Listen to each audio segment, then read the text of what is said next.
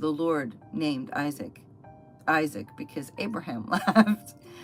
Um, but here we have this moment, right? This was given to me by a friend of mine, which is a Jewish artist here in Miami, right? And this is that moment, and Sarah laughed. Um, and the Lord said to Abraham, "Why did Sarah laugh, saying, 'Surely I shall bear a child, since I am old'? Is anything too hard for the Lord? At the appointed time, I will return to you, according to the time of life, and Sarah shall have a son." But Sarah denied it, saying, "I did not laugh," for she was afraid. And he said, "No, but you did laugh." So it says that she laughed within herself, right? So maybe she didn't laugh out loud, right? But she was like, is this gonna happen, you know?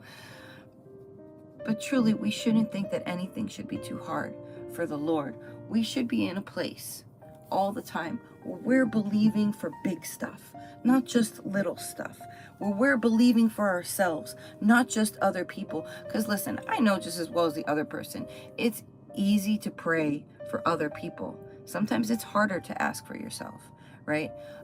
Especially if you're living in a place where he really just provides everything that you need. You know what I mean? It seems strange to ask for more, but you can do that, right? Your dreams should be big, and when you trust the Lord to fulfill them, they will be fulfilled, because all his promises are yes and amen, right? He doesn't tell her here, next year you'll have a son, right? That's not where they're at. He says at the appointed time. So sometimes you got to wait for your miracle. There are people who wait 10 years, right? And they're like, I'm not going to wait anymore. I'm not going to pray anymore. Oh, I did that. Never say, oh, I did that. That's what you're doing. You occupy until he comes. You occupy until the devil's under your foot. You occupy until they're healed, right? When you go to whatever, heal the sick or cast out a demon or whatever it is that you are going to allow the Lord to do with you, right? Because he didn't die on a cross so we could sit in church pews, right? Not that we shouldn't sit in church pews, but that's not why he died, right? He died so that we could do his work, be his body, his hands, and his feet here, right? When the devil sees you, right, whatever demonic force is oppressing that person, they should know that you are already ready to stand there for 10 years and pray, right? And fight.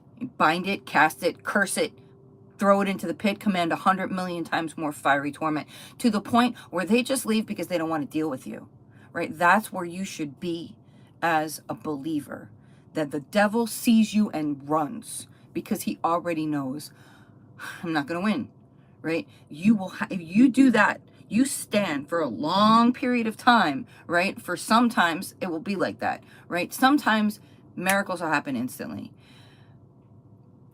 But a lot of times that's a gift. You know what I mean? And I don't mean a gift of a person. I mean a gift from God, right? It'll be for other people who are about, so that they can see and so that they can believe. A lot of times things happen gradually. Sometimes it just needs more force and you can't like back up off of it, right?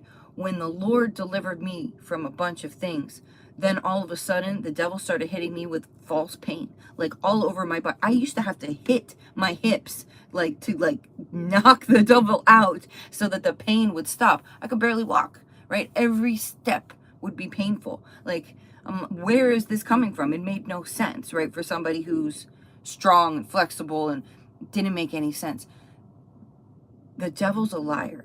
And you just have to recognize that when you're being attacked, you have to attack back, right? All your armor is defensive, right? You have the helmet of salvation, the breastplate of righteousness, the shield of faith, right? Above all, right? We went over that last time. Above all, take the shield of faith, wherewith you will be able to quench all the fiery darts of the devil.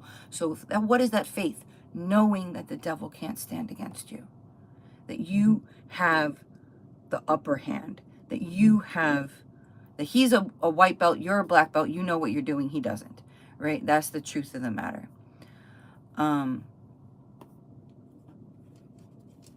That's weird. I don't know what the Q&A sticker is. That's